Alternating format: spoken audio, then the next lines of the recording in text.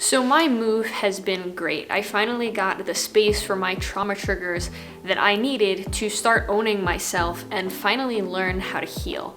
But I recognize that a lot of people, either for financial reasons or because they're just stuck in that loop and they don't know how to escape it, can't escape their trauma grounds. And I wanted to make a video to honor those people and share some tips that helped me when I couldn't escape my trauma triggers. I'm going home this weekend, so I thought this would be the perfect time to film this video. So without further ado, let's get home and get this video started.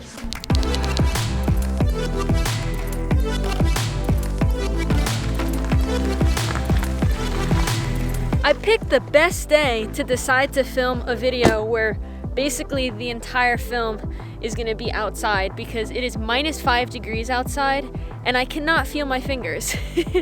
Number one is the scientist. Alright, so what are scientists known for? They're known for setting up an experiment, not being involved, and just observing what goes on with other people. Well, that's what I mean by become a scientist. Instead of viewing yourself as a participant in that study, view yourself as sort of like a quiet, silent observer to all the things that are going on in your environment. Get yourself on the other side of the glass. Stop internalizing the things that are happening and allowing yourself to actively feel those triggers, and instead put yourself in the leverage position and just say, I observe this and I understand what's going on. Even if you can't remove yourself physically from your environment, you can separate yourself mentally. And if you do that, it's gonna give you a lot of power back. All right, we're going home now because it is freezing and I wanna get out of here. So I'm on my way home from the mountains now, and the level of calm and quiet that I feel in the mountains is something that I never felt at home. But now that I moved out, it's kind of crazy, you know, now that I'm here, that this feeling isn't that rare or unique to where I am. Anyway, I'm on my way home now, and you might have the argument like, wait, Ari, if home was a super traumatic place for you, then why would you ever go back? And I guess my ideal response to that would be, don't be such a tough guy.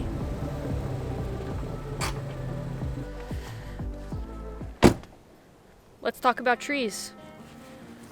So people talk a lot about mental toughness, and in the cases of trauma, I think this is really, really terrible advice to give people because it's not about being tough and stiff. It's actually about being the exact opposite. And that's why I want to talk about trees. It's something that's been said before, but it's the comparison of a willow tree to an oak tree. A willow tree has super thin, flexible branches that tend to sway a lot in the wind, right? So you might think, well, that's not a strong tree. And then if you compare it to an oak trees are big, they're stiff, they take up a wide area, and they're very inflexible, they're very stern, and they seem like super resilient trees, right?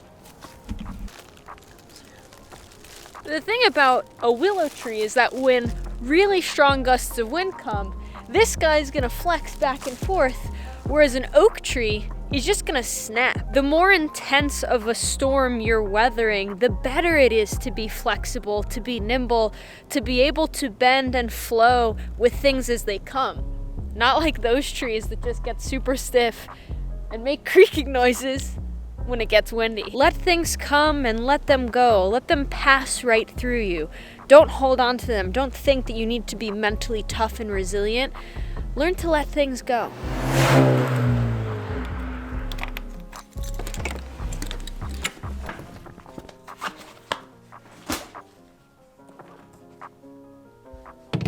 Alright, finally back home after a busy but rewarding day back at home. Ooh, not a good hair day. Point number 3 is a reminder that your trauma place is only one part of you. So I recently learned about this type of therapy called IFS. It stands for Internal Family Systems. And the gist of it is that we are made up of sort of like micro personalities, micro parts. And there's the traumatized part. There's the part that comes in to defend the traumatized part. There's the part that gets angry at or puts down the traumatized part. You get the idea. So point number 1 was to try to be an observer, right? To avoid internalizing the things that are going on. And point number 2 was trying to be a willow tree, trying to let the things that happen just flow through you and not holding on to them. But what happens when we are triggered, when our symptoms do come up? How do we handle it? That's point number 3. The gist of the point that I'm trying to make with the parts is that oftentimes it's not just being triggered that becomes the main problem. The main problem becomes that we start getting angry at ourselves, or we feel shameful of ourselves or humiliated for being triggered. But the whole point is that your traumatized part is only one part of you. We're not just our triggers. Many other parts are in us. We can get fixated on our wounds and our triggers and our symptoms and feel like they define us, but they don't. You are not your triggers. You are not an alcoholic. You are not a depressed person. These things are simply one part of you. And there's a happy part. There's a joyful part. There's a light part. And you are as much those things as you are your others. When we get triggered, which we will, it's important to remember that you are not your triggers. You are not your symptoms, and you are not what has happened to you or how whatever has happened to you has made you feel.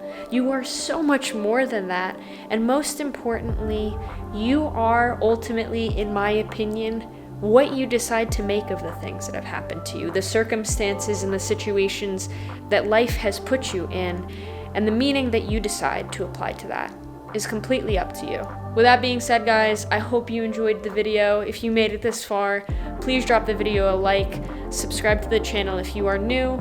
Thank you so much for being here, and I'll see you next week.